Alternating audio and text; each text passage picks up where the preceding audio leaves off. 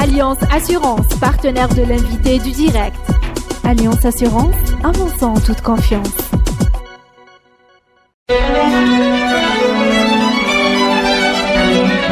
Pour bien s'entendre, il faut bien s'écouter. Rendez-vous sur M, la petite radio du Grand Maghreb. Amis auditeurs de Radio M, bonjour. Nous avons le plaisir d'accueillir aujourd'hui Ilyas Karral, président de Humilis, cabinet conseil, membre du Conseil national de la fiscalité, un acteur très dynamique dans l'entrepreneuriat et dans la réflexion sur l'entrepreneuriat, CARE, le FCE, Nebni, Haoukama, je pourrais en citer d'autres. Ilyas Karral, bonjour. Bonjour. Merci d'être avec nous. Nous vous avons invité, merci beaucoup. Nous avons vous avons invité parce qu'il y a, au milieu de cette année 2018, une actualité qu'on avait un peu perdu l'habitude de traiter, c'est les lois de finances complémentaires. C'est peut-être le retour de M. Ahmed Yahya à la tête du gouvernement qui nous a ramené à cette ancienne tradition. La loi de finances complémentaires pour 2018 a changé certaines règles, mais globalement, elle a respecté ce qui s'est passé de nouveau dans la loi de finances de 2018. Les dépenses publiques sont reparties de l'avant. Nous sommes dans un scénario de pause dans l'austérité que nous a imposé le contre-choc pétrolier. Cette pause-là, vous l'évaluez, vous l'analysez comment, monsieur Ilyas Karral ? D'accord. Pour cette loi de finances complémentaire, ce qu'il faut souligner, c'est que, contrairement à ce qui s'est passé il y a quelques années, la loi de finances complémentaire est apparue au premier semestre et elle a été déposée, débattue au Parlement. On a eu les dernières années, vous vous souvenez très bien de la loi de finances complémentaire 2009, où les lois de finances complémentaires étaient adoptées pendant les vacances parlementaires, donc par décret, donc arrivées par surprise. Donc en termes de transparence, de débat démocratique sur le volet législatif, c'est mieux que ça soit... Ça, c'est le verre à moitié plein, ça. Voilà, c'est vrai que on n'a pas eu une loi de finances complémentaire surprise, qui n'ait pas été débattue. On a une loi de finances complémentaire qui a été débattue au Parlement, où les acteurs ont pu avoir connaissance de ce qu'il y avait dans la loi de finances complémentaire pour en débattre. Ça, c'est une bonne chose. Eh bien, ça a même permis au président de la République de faire un coup politique, puisqu'il a été question de taxes administratives au guichet pour les documents administratifs, qui a été retiré d'un projet qui avait fuité et qui nous laisse penser qu'on aurait pu continuer l'austérité comme ça. Voilà. Le passeport, le permis. Ouais. Sur ce volet-là, en tant qu'analyste, j'évite de commenter des fuites, entre guillemets, sur les projets de loi de finances. Pourquoi ? Parce que on plaide depuis des années pour que les projets de loi de finances, avant d'être déposés ou au moment où ils sont déposés à l'APN, soient rendus publics sur Internet, pour que les journalistes, les acteurs de la vie économique puissent en prendre connaissance et donner leur avis sur ce sujet aux parlementaires qui vont voter. Donc on plaide pour ça, pour que ça soit fait de façon publique depuis des années. Et c'est pour ça qu'on est très mal à l'aise lorsqu'il y a des fuites, parce que lorsqu'il y a des fuites, on ne sait pas si cette fuite est authentique. Et tout, donc on se met à débattre de choses dont on ne connaît pas réellement la source. Voilà. Donc, est-ce qu'à un moment donné, c'est bien que vous évoquiez ce sujet, vous avez eu le sentiment de pouvoir être écouté avec cette proposition-là ? Je ne sais pas, peut-être plutôt du temps du gouvernement Sellel ? Non, mais transparence je pense qu'on a de l'écoute. Après, sur la transparence sur les projets de loi, notamment la loi de finances. Oui, à mon souvenir, à l'époque, on était au FCE et au FCE, on avait ce plaidoyer et ce plaidoyer a été écouté favorablement. Après, ça s'est pas encore concrétisé, mais on espère que ça va être concrétisé parce que c'est dans le meilleur intérêt de tout le monde que les projets de loi sont rendus publics. Ça permet aux acteurs d'en prendre connaissance, de corriger. Souvent, il y a des coquilles, il y a des choses qui ne fonctionnent pas sur le terrain qu'il y a dans les projets de loi de finances, parce que c'est très technique.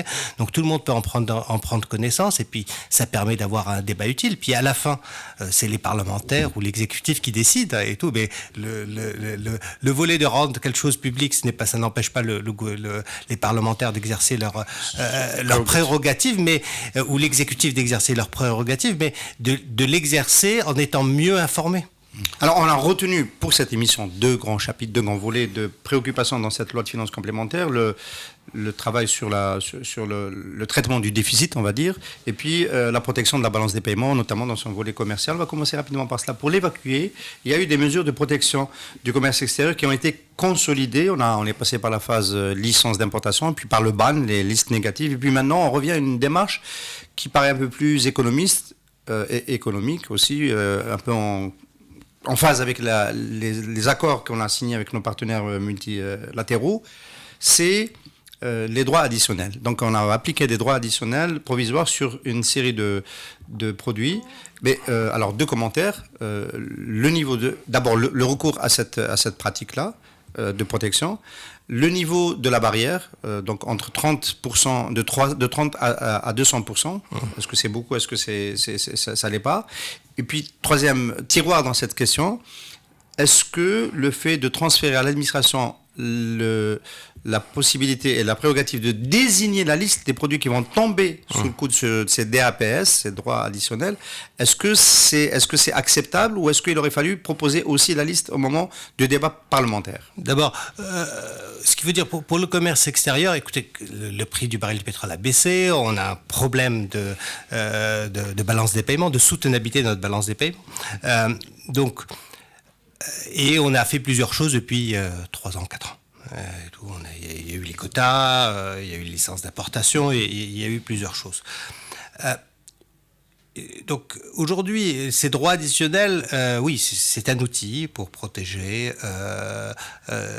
des industries naissantes.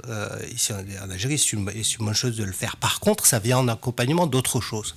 Donc il y a quelque chose d'évident et de fondamental pour notre balance des paiements, c'est la valeur du dinar, la dépréciation du dinar. On maintient depuis des années un dinar surévalué. Ça correspond à subventionner des importations. Voilà. Donc la première mesure pour notre balance des paiements, c'est la valeur du dinar. C'est la première mesure. On a noté... Ensuite, par la suite, on peut adopter une série de mesures pour accompagner, ajuster, protéger des industries, etc. Et tout. Mais si à la base on n'a pas fait ça au départ, il y a une série de distorsions qui arrivent sur le marché. Et vous dites, M. Kelal, que quand on baisse la valeur du dinar, on ne peut pas être pris en faute par nos partenaires commerciaux? Parce que c'est pas... C'est la réalité. Le premier outil, c'est celui-là. Donc, en maintenant ce dinar surévalué, qu'est-ce qu'on fait? On subventionne les importations. Écoutez, et puis les conséquences, elles sont là. Les acteurs, une économie, on est dans une économie quand même de marché, et puis les acteurs se comportent, anticipent des choses. En Algérie, tous les acteurs économiques savent que le dinar est surévalué. Donc tout le monde, les acteurs économiques, anticipent, et c'est naturel, anticipent une dépréciation du dinar. Leur comportement, dans ce cas-là, n'est pas sorcier. Et ils vont essayer de maximiser, comme ils anticipent une dépréciation du dinar, ils vont essayer d'augmenter leur stock, et c'est ce que probablement beaucoup d'acteurs économiques ont fait, et c'est naturel. Leur stock de devises, leur stock fixe, on parle de produits. Ou même fixe et tout. Oui. Donc on a induit en ne faisant pas ça. Parce que ce que nous allons vendre un peu plus tard va rapporter plus que ce qu'on va vendre aujourd'hui en dinars fixes. C'est la réalité du marché, et elle est prévisible, elle a été prévisible. En ne dépréciant pas le dinar, dans une situation où tout le monde s'attend à ce qu'il va être déprécié, qu'est-ce qu'on incite comme comportement? On incite les acteurs économiques à stocker. Est-ce qu'on ne doit pas nuancer? Quand on regarde la courbe du dinar depuis le début du contre-choc juin 2014, il y a eu une première période d'une année et demie, d'une année au moins, où la Banque d'Algérie a joué son rôle de facteur d'ajustement, de variable d'ajustement. Sous Mohamed El-Ksassi, l'arrivée de M. Loukal a ralenti, voire stoppé ce processus de dépréciation, mais en 2018, il a repris. Je ne sais pas si c'est lié à une question de personne et tout, mais oui, au départ, il y a eu une dépréciation du dinar par rapport au dollar, de l'ordre de pratiquement 20%, mais elle a été stoppée. Et ça n'a pas été continué et tout, depuis. Voilà, donc cette tendance-là aurait dû être... Le fait qu'on ne l'ait pas fait, ça crée ces situations-là. Ça nous oblige à utiliser une série d'outils avec les conséquences qu'il y a. Je vous donnerai juste un exemple. Je ne sais même pas si c'est encore en vigueur, mais à ma connaissance, à un moment, les importations de chocolat étaient suspendues ou fermées. Et tout. J'imagine que quand vous allez... On continue de les trouver. Vous continuez à trouver des stocks. Alors, est-ce qu'il y avait des stocks avant et tout. Voilà. Mais ça, je ne suis pas en train de dire que les acteurs économiques sont mal comportés. Ils sont comportés naturellement. Et lorsque on décide de ne pas déprécier le dinar alors que tout le monde s'attend à ce qu'il va se déprécier, tous les acteurs économiques vont avoir un certain comportement qu'on ne peut pas bloquer. Le sujet pour faire fonctionner l'économie, c'est comme une rivière. On ne peut pas... mettre des barrages partout. L'eau, elle a pour vocation d'aller par gravité vers le bas. Donc, la meilleure façon de gérer l'économie, c'est de savoir où vers l'eau et puis mettre les petites canalisations et tout. Mais si on essaye de mettre des barrages et faire remonter, c'est comme le cours de l'eau, ça marche pas. Et c'est la réalité de notre économie. Sauf à construire des barrages qui coûtent très cher et qui ont une autre fonction, qui n'est pas celle-là. Non, mais il y a des gens qui remontent les barrages. Il y a des poissons qui remontent les barrages. Les saumons. C'est les saumons. Mais quand ils arrivent en haut, ils meurent. C'est important. Oui, c'est bien. Alors, dans cette partie donc de la protection du commerce extérieur, vous attendez à ce que les partenaires étrangers de l'Algérie acceptent plus facilement parce qu'il y a eu des pressions quand même sur les procédés précédents, les licences, les interdictions, etc. On va gagner du temps encore. Et puis surtout, est-ce que vous attendez à un effet d'aubaine qui fasse qu'il y ait des industries nouvelles, des opportunités on va parler d'un mot de l'assemblage automobile, mais d'autres activités qui pourraient se développer rapidement à l'ombre de cette protection. Non, alors, ce que je dis, j'ai parlé de la dépréciation du dinar parce que c'est l'élément fondamental qu'il faut qu'il soit là. Mais il ne suffit pas. Il y a d'autres choses qui doivent aussi venir avec. Donc, oui, évidemment, protéger de la production locale pour qu'elle puisse émerger, c'est important, mais ça ne va pas tout seul. Ça va avec un environnement d'affaires qui permet d'être compétitif. Et ça, c'est un des éléments importants. Le taux du dinar est un élément extrêmement important dans la variable de compétitivité. Donc, c'est comme si, dans la logique de produire localement, donc on produit plus localement quand la valeur ajoutée locale est importante, et si la valeur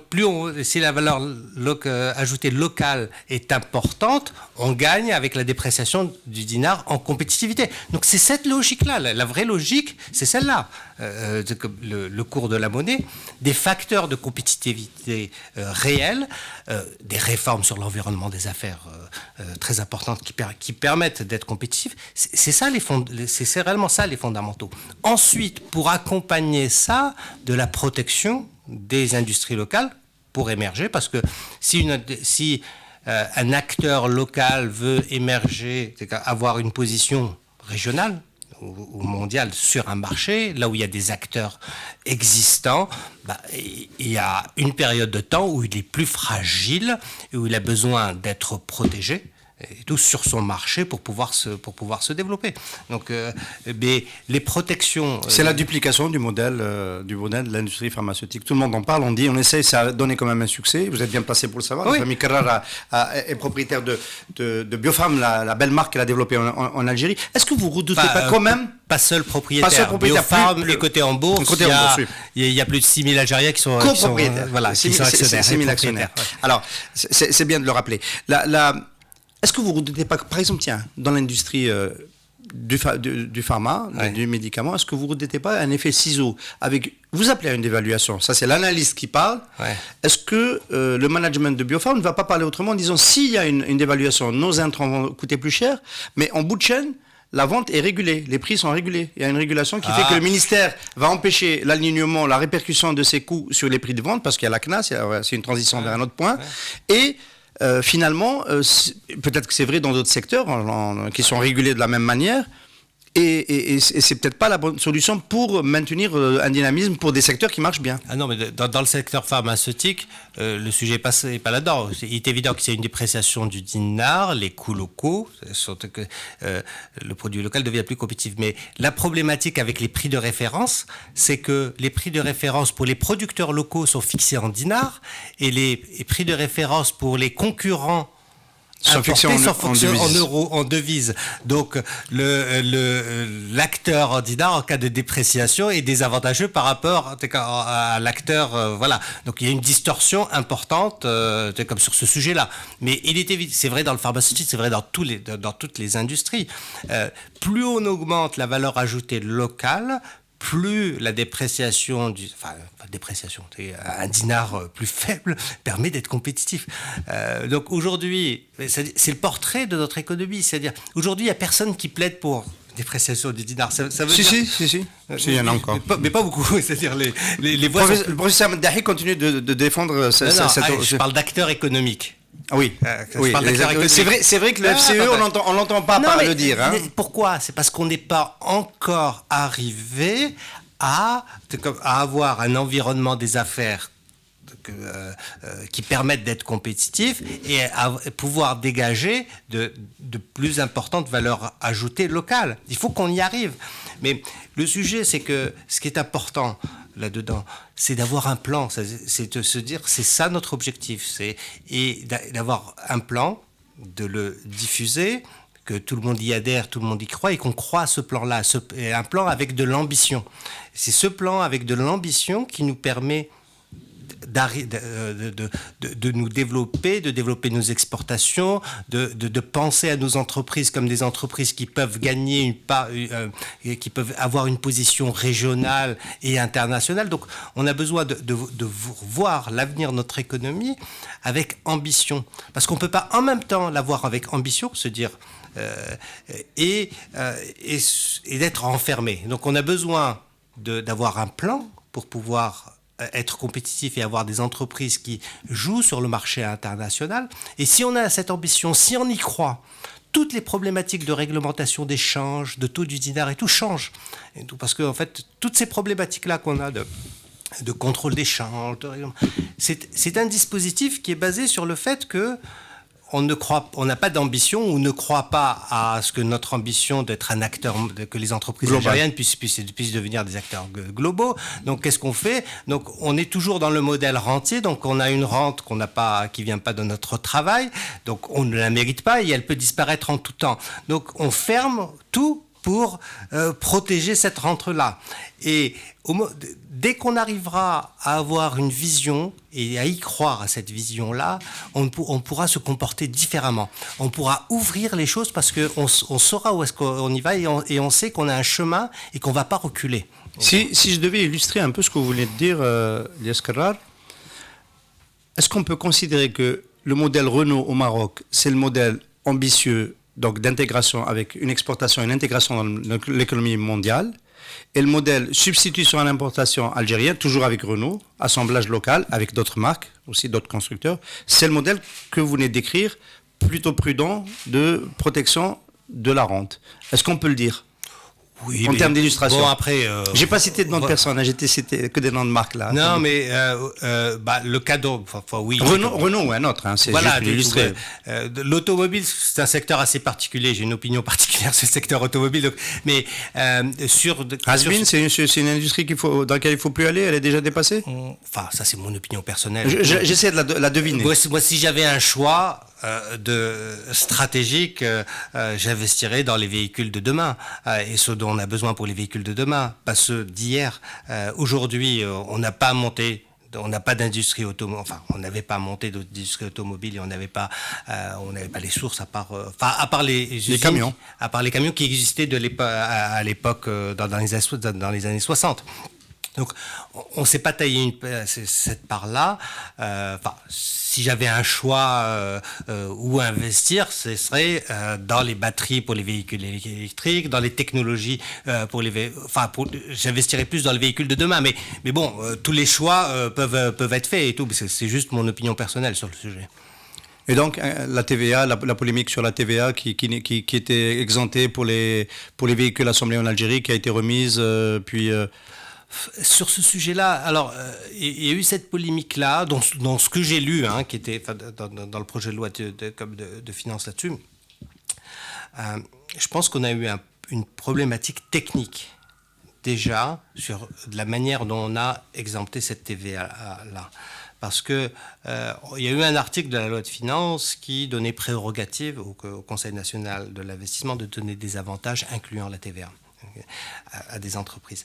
Alors, il y a une petite... Donc, en faisant cela, c'était assez particulier. Donc, il y a un morceau qu'on a oublié, c'est de mettre en place un processus où, lorsque le Conseil national d'investissement exonère de TVA tel ou tel produit de telle entreprise, qu'il y a un processus qui rende ça public, produit par produit, parce que la TVA est payée par les personnes.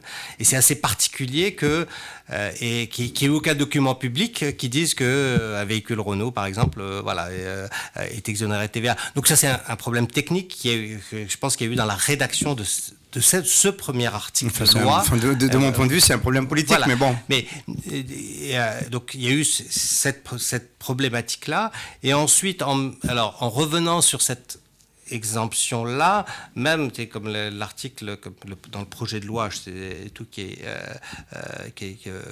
que j'avais lu, enlever cette exemption de TVA, mais il y avait déjà un article avant qui donnait voté par les députés, qui donnait la prérogative au Conseil national d'investissement de donner cette exemption. Donc, à ce moment-là, la bonne forme, c'est que si on donne un chèque en blanc à un organe en lui déléguant cette faculté-là de former cela, ça devient difficile de l'arrêter soi-même. Parce que, à la limite, ce serait au CNI de revenir dessus. Comment ? Ce serait au CNI, au Conseil national d'investissement, de revenir sur l'exemption, parce que c'est lui qui l'a accordé. Plus logique dans les formes. Oui, pourquoi plus logique pour les formes. Après, est-ce que le Conseil... Après, il y a l'autre élément, c'est que si ça faisait partie des conditions pour l'investissement, et je le sais pas, parce que ces contrats ne sont pas, les conventions CNI ne sont pas publiques. Donc, si ça faisait partie des conditions pour l'investissement, voilà, on se donne pas une bonne réputation, on se serait pas donné une bonne réputation en revenant sur ces conditions-là auprès de tous les investisseurs. Ce qui est le cas. Pour l'investissement, on a besoin on a parlé du possible départ de Volkswagen. Son partenaire en Algérie, Sovac, a démenti, évidemment, mais c'est une question qui a été évoquée. Parce que c'est quand même, quand on fait son business plan, une exemption de TVA, vous le savez très bien, on l'intègre et on calcule son TRI sur cette base-là. Voilà. Bon, après, à la base, sur le fond, est-ce que c'était une bonne chose et tout d'exempter des TVA? Moi, je suis pas sûr que cet avantage, que c'était l'avantage qu'il fallait mettre dans ce cadre-là, et tout. J'en suis réellement pas sûr. Mais par contre, pour cette histoire-là de TVA, finalement, c'est pas dans la loi de finances, mais ce que ça a relevé, c'est qu'on a besoin de faire des efforts en termes de stabilité et de prévisibilité réglementaire, et tout, sur tout ce qui est lié à l'investissement. Alors, on a appris dans cette loi de finances complémentaire, on va avancer un petit peu dans cet entretien. Il y a des postes de dépenses, on entend M. Baudor ils sont financés aujourd'hui grâce à la planche à billets, grâce au financement non conventionnel, qui devient plus explicite, concerne mieux. Il y a 500 milliards de dinars qui ont été au financement du déficit de la CNAS. On sait que c'est surtout le déficit des retraites, qui est présenté par le gouvernement, qui a été présenté au moment du débat parlementaire comme étant un one-shot, c'est-à-dire juste un déficit à combler, mais que l'équilibre général pouvait être retrouvé. Et puis, il y a eu des déclarations un peu plus alarmantes, même nettement plus alarmantes, de M. Zalal Zmali, plutôt, ministre du Travail et des Affaires sociales, qui a laissé entendre que la caisse était au bord de la faillite et que donc il fallait penser à son refinancement l'année prochaine et les années qui suivent. On est en face d'un problème systémique des retraites en Algérie. Okay. Alors, sur le système de retraite, ça fait des années que dans plusieurs think tanks, on essaie de travailler sur le sujet. Parce qu'on perçoit bien que oui, il y a des évolutions démographiques, on a des vrais risques et des vrais défis sur ce sujet-là.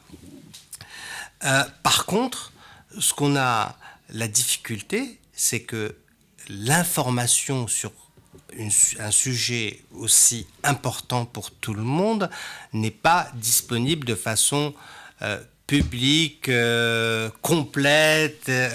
Voilà. Donc c'est des morceaux d'information qui sont mis dans le public. Même les raisonnements qu'il y a sont pas sur ces données publiées régulièrement sur la situation de la caisse, etc. Tout qui permettrait de réellement au think tank ou dans le débat public, avoir de la vraie analyse, de la vraie recherche et de la prospective sur le sujet. On perçoit qu'il y a des risques. Et il y a beaucoup d'indicateurs qui nous disent qu'il peut y avoir qu'il y a des risques. Qu'il y a des risques pour ça, mais la première chose la plus importante à faire, c'est avoir de la transparence et de la publication de données complètes et les mêmes qu'on publie des données complètes et les mêmes chaque année qui permettent à la place publique de pouvoir analyser, réfléchir sur le sujet. On a un ordre de grandeur maintenant, un trou de 500 milliards qui pourrait être annuel. Oui, mais le sujet c'est que... On dit qu'il faut payer tous les ans 850 milliards de dinars, sur la moyenne des 3 dernières années, qu'il faut trouver, et il en manque presque la moitié. Oui.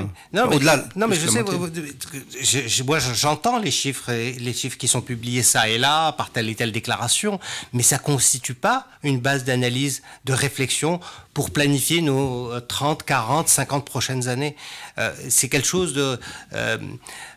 les caisses de retraite représentent notre avenir, hein, et demander comme la première étape qui est très importante parce que c'est quelque chose qui doit être traité par beaucoup de monde et tout, c'est d'avoir accès à des comptes de façon publique et tout. Il y a rien de secret. Une fois qu'on a dit ça, oui. On va se mouiller un petit peu. Les pistes de réforme, en règle générale, il n'y en a pas 100 000. C'est du côté des dépenses, réduire les dépenses, les prestations, donc entre guillemets pour les systèmes généreux, être moins généreux, c'est pas ce que je recommande, je suis juste en train de les évoquer. Du côté des dépenses, du côté des revenus, peut-être faire cotiser plus et plus longtemps les cotisants. Non, pourquoi je dis ça? C'est parce que c'est pas sans données et sans scénario, il y a des risques importants. On a une espèce de pyramide des âges qui s'est réouverte. Donc notre tonalité, je pense, vraisemblablement c'est après la décennie noire et tout qui s'est réouverte. Donc on a des défis démographiques. Mais le futur, il peut y avoir plusieurs scénarios. On peut avoir le scénario d'une Algérie ambitieuse, qui a de la croissance et qui se développe, qui va créer plus de croissance et qui créera un bassin avec évidemment une réforme du mode de cotisation, de façon de cotiser, etc. Et tout, hein. Donc, avec un bassin qui pourra très largement assumer. Comme on peut se retrouver dans la position inverse où dans 5 ans on risque d'avoir des problèmes de payer les retraites. Il y a plusieurs scénarios. Aujourd'hui, dans 5 ans, on y est déjà. On pourrait se retrouver. Mais je vous dis, il y a plusieurs scénarios possibles et tout sur ce sujet-là. Les retraites, on parle d'avenir. Et tout, et on parle d'avenir, et il y a des variables qui sont très importantes qui sont là, qui est la croissance future, la démographie future, et qu'on n'a pas. Donc, dans tous les cas, on doit travailler avec des scénarios. Mais pour travailler avec des scénarios, il faut avoir des données. Et tout. Donc, ce n'est pas la catastrophe annoncée avec certitude, mais il y a des risques importants, et c'est un sujet assez important pour pouvoir se préparer. Et sur l'autre volet, on a besoin de développer les outils pour développer ça. Quand je parle des données, une fois qu'on a fait ça, on a regardé ça. Donc, on regarde ce système de retraite. Après, on a besoin d'un débat et ouvrir d'autres voies de retraite. Il faut probablement ouvrir le marché à de l'épargne et de la retraite complémentaire, à avoir un modèle, parce qu'actuellement on a un modèle par répartition. D'accord, on peut choisir, on peut se dire qu'on fait comme les Français, comme nos colonisateurs, et on garde ce modèle-là. On peut avoir ce choix-là. On peut faire évoluer ce choix-là avec des complémentaires qui iraient beaucoup plus vers avec de l'épargne, développer nos marchés financiers, permettre aux gens d'épargner, de placer leurs fonds et d'utiliser ces fonds-là à la retraite. Voilà, il y a beaucoup de scénarios pour développer comme ce secteur-là. Mais la première des choses pour pouvoir travailler, qui est de la réflexion sur le sujet, c'est d'avoir de la donnée publique, c'est de façon très importante. C'est la plus difficile à obtenir. Voilà, qu'on ait un processus public de données sur ce sujet-là, parce que ça concerne tout le monde. Demain, on aura des réformes à faire, et c'est pour ça que c'est important de pouvoir faire participer tout le monde à ces réformes-là, parce que c'est difficile de faire des réformes quand les gens ne participent, enfin surtout pour les questions de retraite, les gens n'y participent pas. La mère de toutes les réformes, entre guillemets, celle dont on parle depuis des années, c'est sûrement celle des transferts sociaux, des subventions notamment, il semblerait, la loi de finances complémentaire de 2018 n'en a pas parlé, mais c'est revenu sur la table depuis quelques jours. Il est question finalement de démanteler le système des subventions tel qu'il est aujourd'hui, notamment dans la partie énergie, pour l'énergie, les carburants, l'électricité, peut-être pour d'autres produits, et on parle d'un ciblage. On est toujours dans le modèle ciblage, avec les familles qui sont en dessous de 36 000 dinars de revenus mensuels, avec la possibilité de toucher, d'émarger à un système entre 8 000 et 12 000 dinars de revenus versés directement pour compenser le démantèlement des subventions. Vous, à Nebni, puisque vous êtes aussi, vous avez travaillé sur le projet Nebni, le fameux rapport de très grande qualité qui nous a été présenté sur les possibles réformes du système de subventions. Vous dites quoi exactement? Vous dites il serait temps de déjà bouger, ou vous dites si on bouge dans cette direction, c'est ce que dit un peu le rapport, on est sûr de ne pas avancer parce qu'il y a toujours ce prérequis du ciblage qui vient avant toute mesure, et le ciblage, vous y croyez pas beaucoup? Alors, sur ce sujet-là, dans Nebni, ça fait 6 ans qu'on disait qu'il fallait le revoir, et il y a 6 ans, on pouvait revoir ce système de subvention de façon très confortable sans que personne ne ressente rien.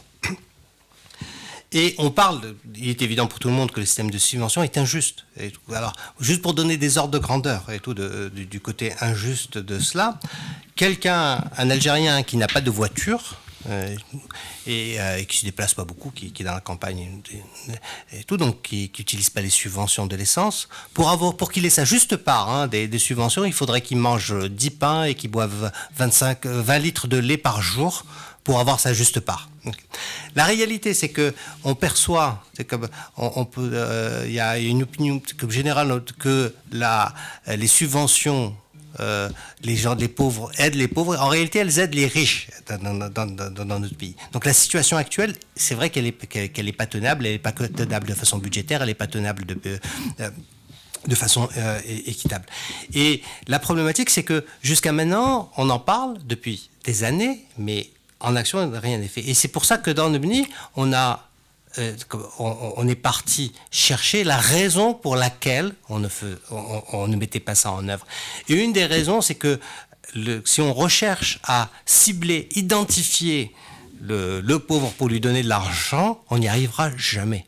Et tout. Nos systèmes d'information, notre capacité à identifier et puis transmettre de façon juste, donc on n'y arrivera pas jamais. Ou si on y arrive, on exclura beaucoup de monde et tout de ça, de se exclure. Et c'est absolument pas ce qu'on veut. Et ça peut être dangereux socialement et politiquement. Donc, dans Nebni, on a le modèle qui a été présenté, c'était un modèle qui peut être applicable aujourd'hui, comme ça a été publié en 2018, on disait que c'était applicable en 2019, mais l'important, c'est de le faire maintenant. Pas demain, pas dans 5 ans, etc. Tout, ça sera trop tard. On n'aura plus les moyens de le faire.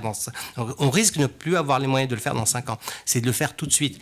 Et l'approche, on a changé d'approche. Au lieu de se dire, je vais identifier, il faut que j'identifie le pauvre et tout, c'est qu'on change notre modèle en disant, soit je le donne à tout le monde, tout simplement. Et c'est mieux que la situation actuelle, déjà. Parce que là, on parle du revenu universel. Je donne à tout le monde un montant et ça m'assure au moins que c'est équitable. Le système actuel n'est pas équitable. Le pauvre reçoit moins d'argent que le riche aujourd'hui. Parce qu'il consomme moins.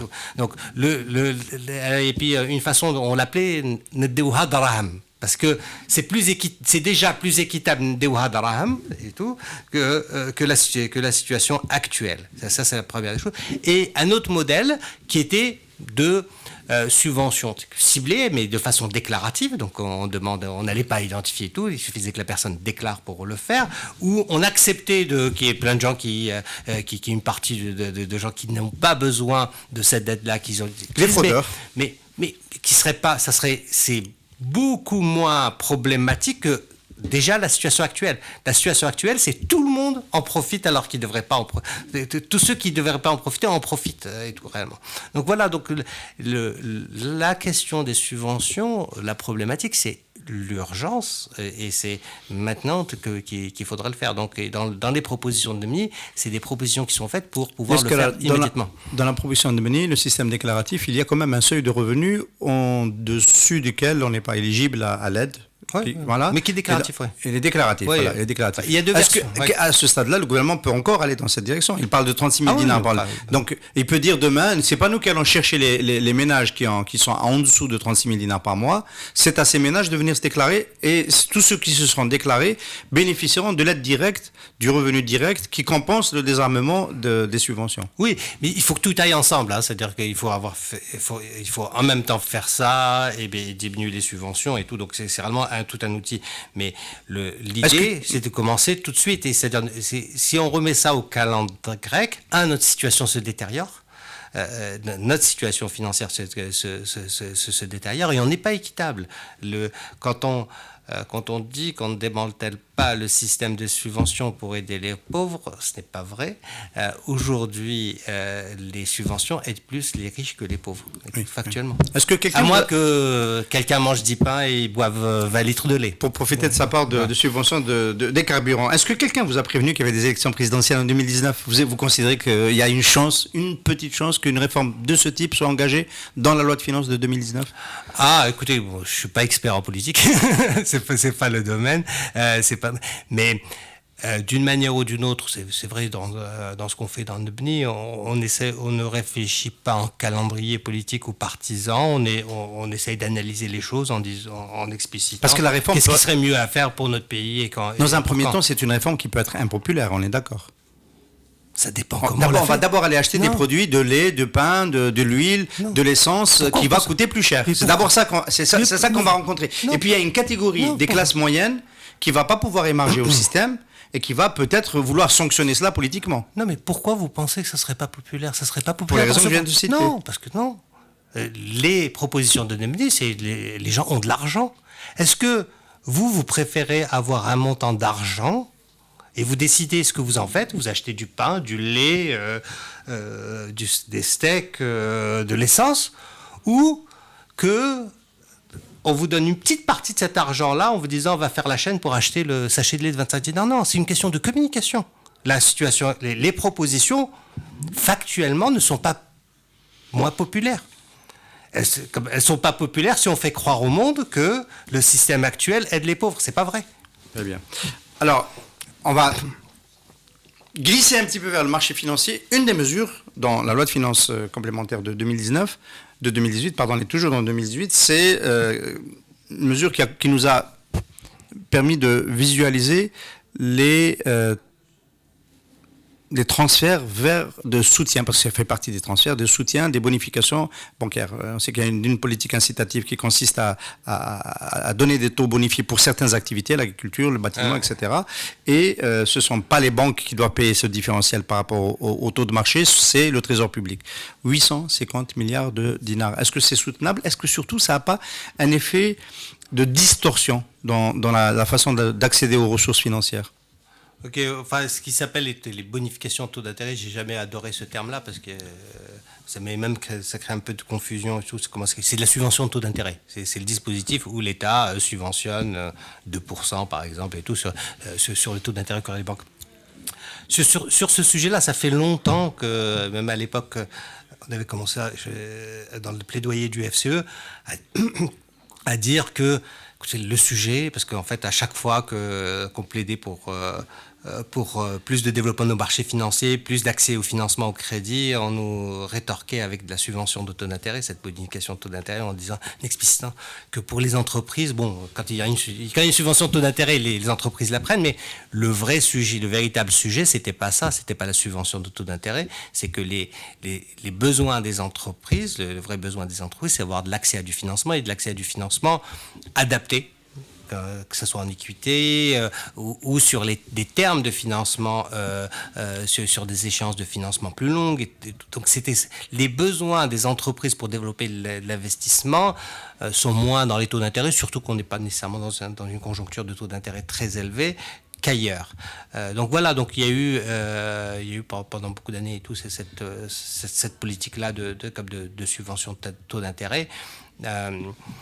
C'est pas pour les entreprises, c'est toujours correct, mais c'est le vrai sujet, c'est pas ça. On a besoin de développer nos marchés financiers, on a besoin de développer l'accès au financement, on a besoin de plus d'activités de financement d'intermédiation des banques. Voilà, donc on a besoin de réellement développer nos marchés financiers. C'est ça, le plus important. Alors c'est clairement le plus important, mais on s'attendait à ce qu'il se passe de nouvelles choses ces dernières années. Enfin, on a connu un premier cycle que j'appellerais entre guillemets vertueux au début des années 2000, où il y avait une forme de rareté des ressources financières et qui a vu le marché financier se mettre en place, donc avec des marchés de valeur du Trésor, les entreprises publiques qui se sont mises à aller chercher de l'épargne avec des émissions de titres obligataires, et tout ça était en train de se mettre en place, et puis on a perdu le fil de cette mise en place d'un marché financier. Ma question, l'escalade, c'est depuis qu'on est revenu dans un scénario plutôt de rareté des ressources, depuis 2014-2015, pourquoi on n'a pas repris la construction du marché financier ?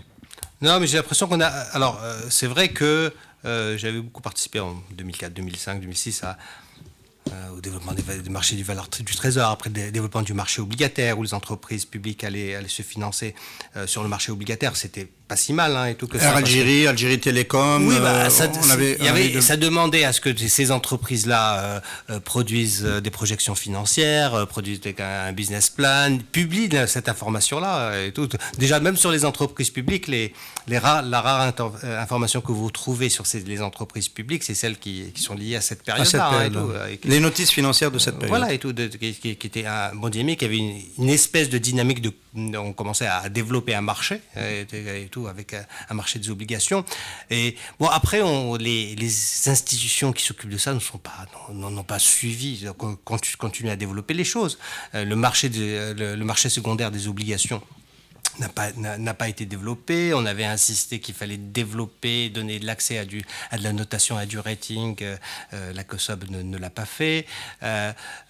Voilà. Après, on est passé par une période où les entreprises publiques ne faisaient plus appel avaient accès à de l'argent du Trésor à des conditions très avantageuses, sans avoir à préparer des business plans, enfin à faire tout l'effort d'information et de structuration financière, parce que quand on finançait les entreprises publiques sur le marché obligataire, on travaillait la structuration du financement.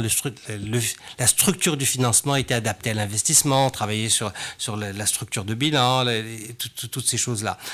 Donc, par la suite, ces volets-là n'ont plus été que lorsque la banque est directement financée, enfin l'entreprise est directement financée par le Trésor, on n'est pas nécessairement obligé de faire tous ces exercices-là qui sont toujours bons pour la gouvernance et puis la soutenabilité des entreprises. La question, c'était pourquoi tout ça, là, vous expliquez pourquoi on a abandonné, ou comment plutôt on a abandonné ce cycle dynamique vertueux. Pourquoi on n'y revient pas aujourd'hui ? Est-ce que c'est un manque de volonté politique, ou est-ce que c'est un problème de compétence, ou est-ce que c'est les acteurs, peut-être que le problème il vient de votre côté, entre guillemets, votre côté là c'est la casquette FCE, peut-être que les entreprises algériennes ne sont plus demandeuses de ce type de financement, peut-être. Il y a des gouvernances d'entreprises qui vont pas vers ça. Okay. Non, je ne pense pas que ce soit la réalité, parce que les entreprises,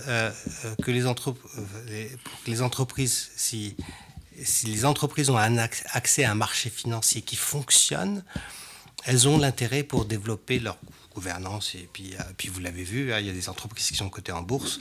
Et puis elles ont la gouvernance qu'il faut, elles font les publications qu'il faut. C'est pas tant ça. Mais le volet marché, la bourse, on l'a abandonné. Les acteurs, comme les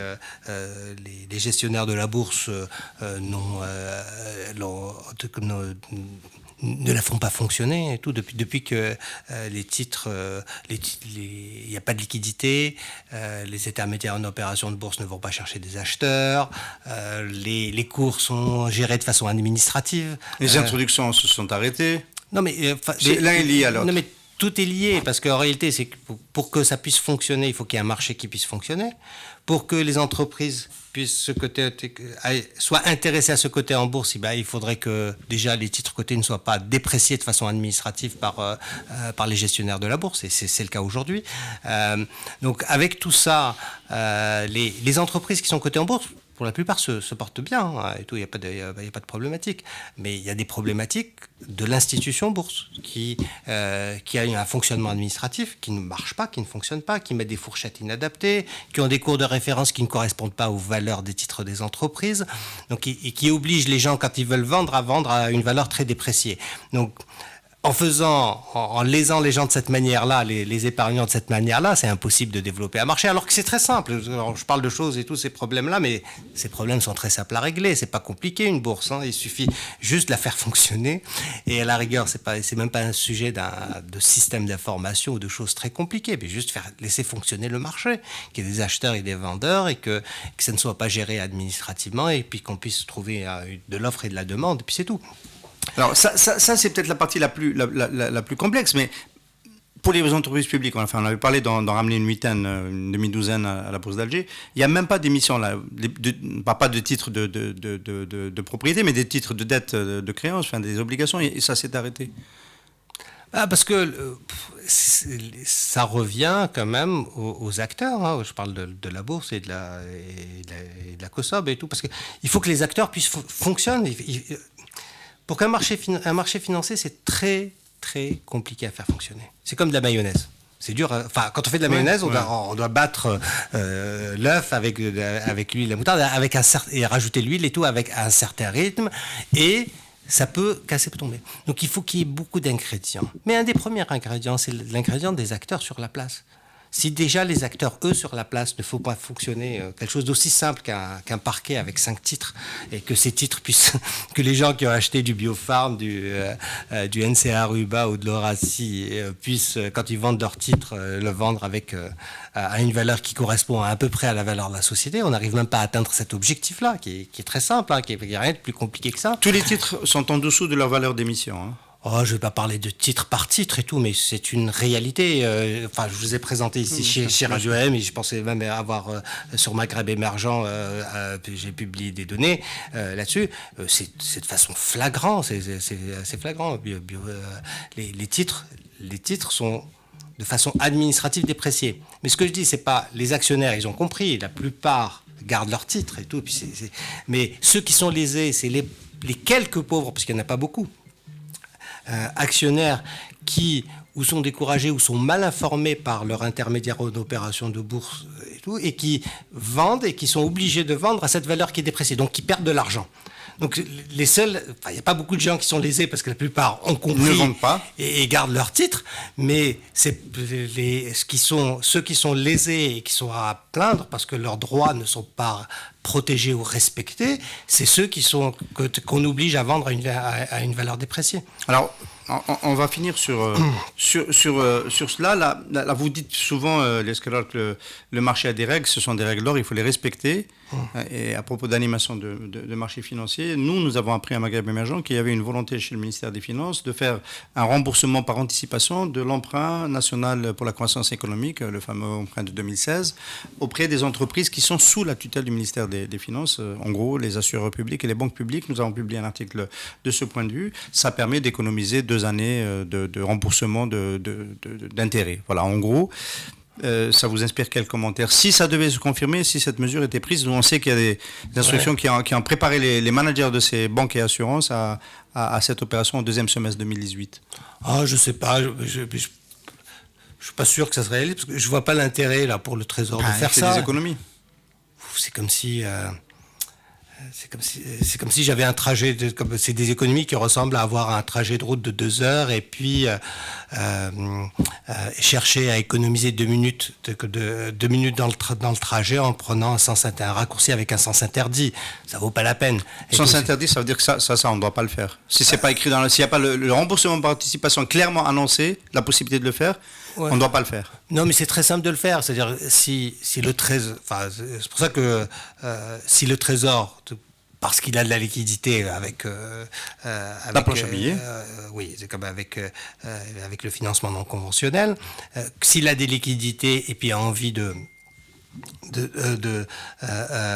d'utiliser ces liquidités pour diminuer cette dette envers les banques et tout, il peut tout simplement leur racheter ces obligations à leur valeur de marché. Donc si cette clause-là, parce que vraisemblablement cette clause-là ne faisait pas partie des clauses là, du contrat d'émission des obligations, c'est de la négociation, de se mettre à la table avec eux et puis de dire à quel prix ils rachèteraient ces obligations, c'est tout. Mais ce serait un rachat d'obligations plutôt qu'un remboursement. Parce que les souscripteurs seraient en droit d'exiger de toucher une partie des revenus qu'ils escomptaient toucher à la fin de la période, sur toute la période. Après, le calcul sur la valeur de marché, moi je suis pas sûr et tout, parce que je suis pas sûr que ça se vende beaucoup plus loin que le père et tout. C'est la différence entre le taux du marché actuel et le taux de l'obligation. Ça dépend ce qu'on considère. Si on considère que pour une obligation, par exemple, de 5%, disons de 5,75, si les taux du marché aujourd'hui c'est 5,75, elle se revend au même prix. Si les taux du marché aujourd'hui sont inférieurs à ça, elle se revend plus cher. Et tout. Mais les banques et les gens du Trésor, ils connaissent très bien ça. On a travaillé à mettre en place avec le marché des valeurs, des obligations d'État et des valeurs du Trésor qui fonctionne. Le marché des valeurs du Trésor fonctionne très bien. Il a même un système d'information en ligne que la Bourse d'AG n'a pas. Oui, mais qu'elle est sur le point d'acquérir d'ailleurs. Peut-être une bonne nouvelle pour le marché secondaire et la liquidité. Non, je suis pas sûr parce que le marché des valeurs du Trésor fonctionnait et fonctionnait bien. Et c'est que récemment qu'il y a eu l'achat de ce système informatique. Mais avant de fonctionner, d'acheter un système informatique, le marché des valeurs du Trésor fonctionnait avec une salle au ministère des Finances et un tableau où les spécialistes en valeurs du Trésor. Donc mais le marché était bien géré. Il y avait des personnes du ministère des Finances qui géraient ça. Il y avait un vrai marché. Il n'y a pas d'ordinateur, plein de systèmes d'information très compliqués. Mais les gens venaient, les spécialistes en valeurs du Trésor étaient obligés de faire des transactions pour ne pas perdre leur statut. Et on arrivait à matcher une offre et une demande. Voilà, ça fonctionnait. Et c'est un marché qui fonctionnait. Le système informatique est quelque chose qui a été acquis récemment et tout, qui vient conforter pour quelque chose qui fonctionnait et tout. Mais penser que dans une bourse qui fonctionne pas, avec des règles qui fonctionnent pas, un management qui fonctionne pas, en mettant un système d'information et qu'en dépensant beaucoup d'argent pour avoir un système d'information que ça va fonctionner, c'est une erreur. Le sujet on a 5 titres cotés en bourse, 5 c'est pas beaucoup. On a 5 titres cotés en bourse, au maximum 5 transactions par séance, on a juste 2 séances par semaine. Sur un tableau, ça se fait très bien, hein. C'est pas un sujet d'informatique. Hein. Voilà. Alors vous recommandez quoi? On va finir sur ça. Quand on est une entreprise, qu'on a un business plan, qu'on a des projets d'investissement, on veut aller chercher un marché ou des parts de marché, etc. Et on a besoin de fonds propres, on a besoin de financement, des solutions, des montages. La bourse est fermée, le marché financier, il est ce que vous avez décrit, quasiment à l'arrêt. Les banques, on sait que c'est... Par exemple, dans les sociétés de services, aujourd'hui, start-up, etc., on n'a pas d'actifs à immobiliser, on n'a pas de garantie à donner. Qu'est-ce qu'il faut faire? Écoutez... on va finir sur ça. Non, mais donnez-nous une lueur d'espoir. Qu'est-ce qu'on peut faire pour accélérer, booster son business quand il n'y a pas ces instruments? Pour une des choses qui est importante, c'est de travailler sur la structuration et la gouvernance. Une start-up, oui, on peut dire plein de start-up, plein d'idées, oui, mais il faut qu'une start-up puisse être... Il faut avoir un bon projet d'affaires, une bonne équipe de gestion, avoir des bonnes projections, être capable de le présenter de façon crédible à des investisseurs, ça c'est la première des choses.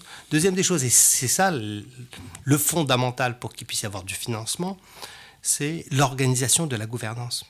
Parce que si vous avez un très bon projet, que vous ou même si l'investisseur n'a pas de doute sur votre capacité à réussir votre projet et à générer, générer des profits, il va quand même s'inquiéter parce qu'on s'est dit sur le fait, sur la protection de sa juste part des profits. Donc il faut pouvoir mettre en place un cadre qui permette à chacun, à l'actionnaire, ou à l'investisseur, au financier ou au prêteur, d'être rassuré que si vous réussissez, il va avoir sa juste part des profits. Et ça, c'est les sujets de gouvernance. C'est bien structuré, être capable de, en tant qu'entrepreneur, de s'organiser de façon transparente pour ses autres actionnaires.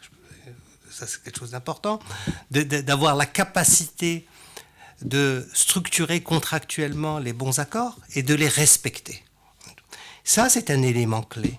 Parce qu'on parle beaucoup, on dit oui, il n'y a pas de start-up, il n'y a pas de financement de start-up, il y en a plein aux États-Unis. On suppose qu'on a... Mais dans ces milieux-là, les gens ont l'habitude et savent, les projets arrivent et sont déjà, les gens arrivent avec des projets structurés et avec des modèles de gouvernance et de droit, de respect des contrats et des pactes d'actionnaires et tout, qui fonctionnent. Parce qu'il ne suffit pas que juste que le projet soit bon, mais il faut, pour que le côté du droit, le respect des contrats est clé. Et ça, c'est tous les sujets de gouvernance. Et on suppose qu'il y a une start-up ou une petite boîte qui a grossi un petit peu, qui remplit à ces conditions de gouvernance telles que vous les avez décrites. Est-ce que pour autant, ce projet va trouver les investisseurs, les véhicules d'investissement? Je pense par exemple à l'UFCE qui avait projeté de faire un fonds d'investissement d'1 milliard de dinars. Enfin, on en a pris des nouvelles tout à l'heure. Il ne semblerait pas qu'il soit pris. Enfin, il y a toujours ce besoin d'avoir un fonds de gestion, c'est pareil, la gestion des fonds, de la propriété du fonds d'investissement. Bon, le problème, il se situe encore beaucoup du côté des véhicules et du côté c'est pas nécessairement les véhicules, parce que bon, après les véhicules, ils sont pas développés, mais pour que les véhicules se développent, là, il faut qu'il y ait le bon cadre législatif et tout, qui n'existe pas. Il n'y a pas de cadre aujourd'hui. Voilà. La première loi sur le capital d'investissement qui était faite en 2007 était mal foutue, enfin ne fonctionnait pas. Il y a eu des petits raccommodages il y a quelques années, mais qui n'est toujours pas le bon cadre pour pouvoir le faire. Mais le sujet n'est même pas là, parce que aujourd'hui, il y a de l'épargne en Algérie. Il y a l'épargne, il y a des investisseurs. Il y a des investisseurs en Algérie. Et il y a de l'épargne prête à être investie. Donc, le sujet n'est pas lié tant à ça. C'est l'organisation de la bonne façon de structurer l'investissement. Mais je pense qu'un bon projet, quelqu'un qui a un bon projet, qui a les outils de gouvernance, va trouver les fonds. Après, c'est des sujets de négociation, d'attente de valorisation et tout cela. Mais il y a de l'épargne prête à être investie en Algérie. Vous accablez plus vos clients, M. Kerrar, les clients de Humulus, de ne pas, en disant qu'ils n'arrivent pas toujours à s'élever au standard que vous avez décrire pour pouvoir attirer du financement et de l'equity. Non, il y a beaucoup de choses. Attendez. Il y a un certain nombre d'entreprises et de financements qui se font tous les jours sur le marché algérien. C'est pas public et tout parce que tout le monde ne se cote pas en bourse et ne rend pas les choses publiques. Mais il y a du financement, que ce soit du financement de plusieurs investisseurs, des tours de table, d'un investisseur entrepreneur et tout. Donc il y a du financement de Love Money et tout, de l'entourage qui existe. Vous le savez bien chez oui, c'est un peu comme ça qu'on fonctionne. Interface Média. Vous avez beaucoup d'actionnaires et vous savez quand vous avez besoin de lever des fonds, vous arrivez à convaincre des investisseurs, vous le faites. Donc il y a du financement qui se fait, mais ce n'est pas nécessairement toujours avec les véhicules qu'on appelle parce que souvent on parle de la bourse pour financer. Non, la bourse c'est pas elle qui donne de l'argent. La bourse c'est un moyen pour faire la liquidité. Si on cherche du financement, il faut se dire est-ce que je suis prêt pour avoir du financement et qu'est-ce que j'ai pour assurer l'investisseur et tout sur la qualité de l'investissement, la protection de son investissement, qu'est-ce que je fais et et comment je m'organise pour pouvoir le faire. Donc c'est ces questions-là qu'il faut se poser. Et ensuite, il faut se demander, il est où l'investisseur? Mais l'investisseur, il est partout. Ça peut être... on peut se financer auprès de 1 ou 2 ou 3 investisseurs privés, tout simplement. Il faut parler aux investisseurs. La réalité, c'est celle-là. Chez Umilis, c'est ce qu'on fait. On parle aux investisseurs. On ne parle pas de plein de choses. Quand on parle à des entreprises, on leur parle comme des investisseurs et tout, et qu'on parle à des investisseurs. Voilà. Et quand vous parlez aux investisseurs, vous leur parlez comme des porteurs de projets? Non, comme des investisseurs comme eux. C'est pour ça, on réfléchit, on fait notre métier parce qu'on réfléchit comme des investisseurs. Très bien. Et en général, et c'est ce qu'on fait chez Umilis, lorsqu'on travaille sur une opération, on s'implique. Lorsque j'ai travaillé sur le marché obligataire ou sur des opérations d'introduction en bourse. Vous avez acheté des obligations? Toujours, enfin, pratiquement toujours, parce que c'est le principe même à la mesure comme de nos moyens, mais de s'impliquer quand on propose quelque chose, un investissement à quelqu'un, de soi-même. De montrer qu'on fait confiance aussi. C'est pour le principe. Là, c'est pour le principe. Ouais. Merci beaucoup, Niaskara. On a fait le tour des questions. On n'a pas pu toucher à toutes les questions. On n'a pas parlé de l'Afrique, du Forum africain, des exportations. On en parlera une autre fois. Très bien. Merci. Merci. Alliance Assurance, partenaire de l'invité du direct. Alliance Assurance, avançant en toute confiance.